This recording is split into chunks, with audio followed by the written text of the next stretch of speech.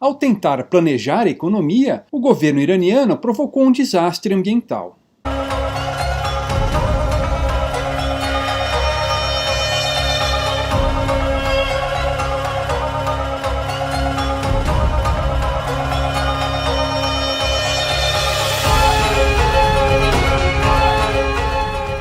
A maior parte da água que cai sobre a superfície terrestre é levada pelos rios aos oceanos. Entretanto, existem algumas bacias fechadas em que a água não tem saída superficial para o mar. A água pluvial que cai nessas bacias converge para os chamados lagos endorreicos, lagos cuja água não flui para o mar. Agora, o que acontece com a água nesses lagos? Parte dela se evapora. Só que tem o seguinte: a água evapora, mas os sais ficam no lago. Portanto, muitos desses lagos endorreicos se tornam salinos, como o Mar Morto, o Mar Cáspio e o Salar de Uyuni. Além disso, uma vez que a saída da água desses lagos ocorre principalmente por evaporação e infiltração, lagos endorreicos tendem a ser mais sensíveis a poluentes, já que estes ficam represados ali e se acumulam com o tempo. Um importante lago endorreico é o Lago Urmia, no noroeste do Irã, próximo das fronteiras com o Iraque, a Turquia, o Azerbaijão e a Armênia. O Lago Urmia chegou a ser o maior lago no Oriente Médio e o sexto maior lago endorreico do mundo. O seu nome vem de uma cidade homônima que fica às suas margens. Em aramaico, Ur significa cidade e Mia significa água. Urmia, portanto, significa cidade da água. O lago e seu entorno abrigam muitas espécies endêmicas de plantas e animais. Uma delas é o crustáceo Artemia urmiana, fundamental na teia alimentar de lá. Ainda, as várias ilhas do lago servem de pontos de parada para aves migratórias, como flamingos, cegonhas e pelicanos.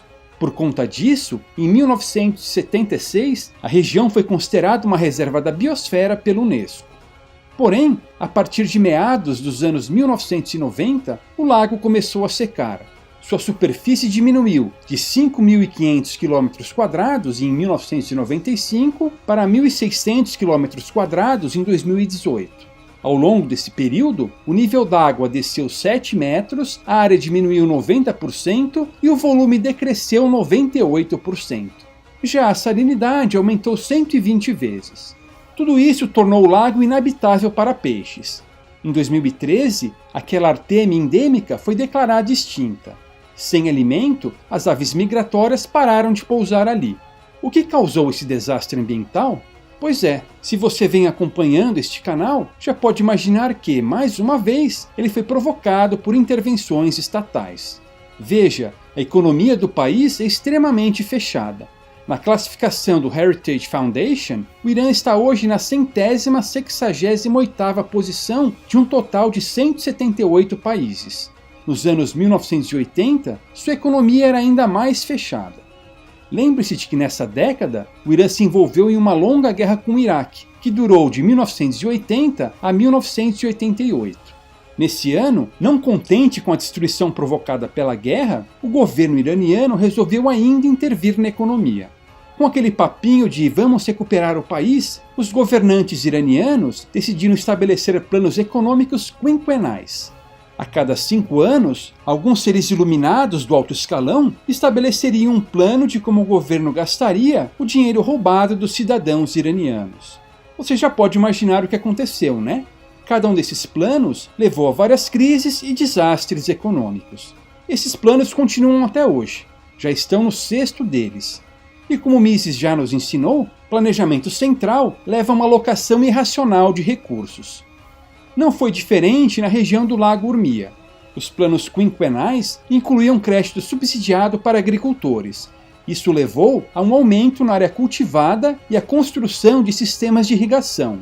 Para prover a água necessária para as fazendas, bem como para consumo doméstico e industrial, mais de 50 represas foram construídas no noroeste iraniano.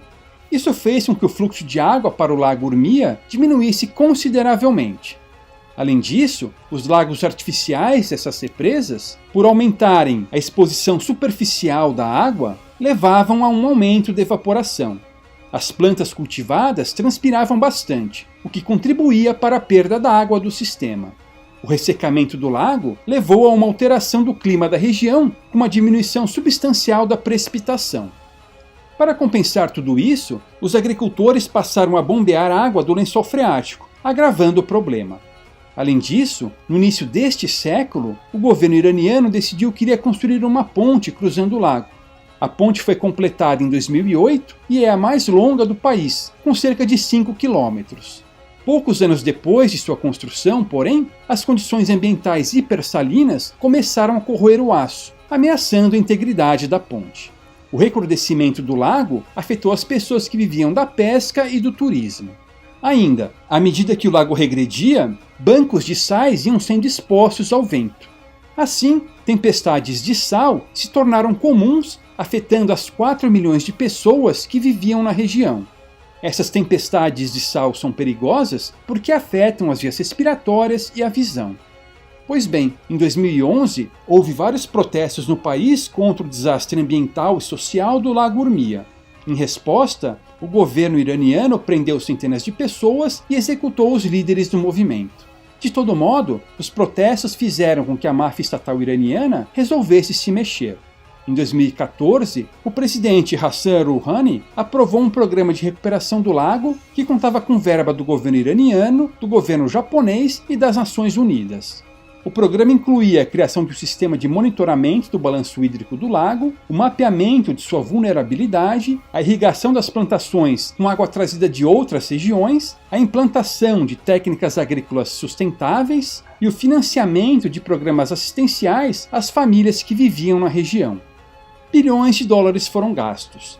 A máquina de propaganda estatal vem apregoando o sucesso do programa de recuperação, enfatizando especialmente a elevação de 1,5 metro no nível d'água e um aumento da área do lago. Mas, recentemente, o sucesso desse programa vem sendo questionado. Parece que os resultados positivos estão menos relacionados às medidas intervencionistas e mais às chuvas excepcionalmente elevadas que ocorreram em alguns anos. Em 2019, a precipitação se normalizou e as condições têm voltado a ficar adversas. Análises mais criteriosas dos dados mostraram que, mesmo nos anos mais úmidos, o volume do lago diminuiu. Apesar do aumento da área, a evaporação levou a um processo de sedimentação do sal que tornou o lago mais raso, reduzindo seu volume. Ainda, a transposição de água de outras bacias para o Lago Urmia criou problemas em outras regiões, incluindo algumas em países vizinhos, como Iraque, Armênia e Azerbaijão. Isso, por sua vez, acirrou conflitos em uma região já extremamente tensa. Veja, planejamento central não só cria problemas, como também os agrava quando se propõe a consertá-los. Apesar de os bilhões de dólares gastos no programa de recuperação do lago terem trazido resultados pífios, certamente beneficiaram políticos, burocratas e tecnocratas. Temos aí mais um exemplo do Estado sendo bem-sucedido em sua única função: roubar dinheiro do setor produtivo e transferi-lo para o setor parasitário. A única solução possível para o Lago Urmia é privatizá-lo e deixar o livre mercado consertar o estrago feito pelo Estado.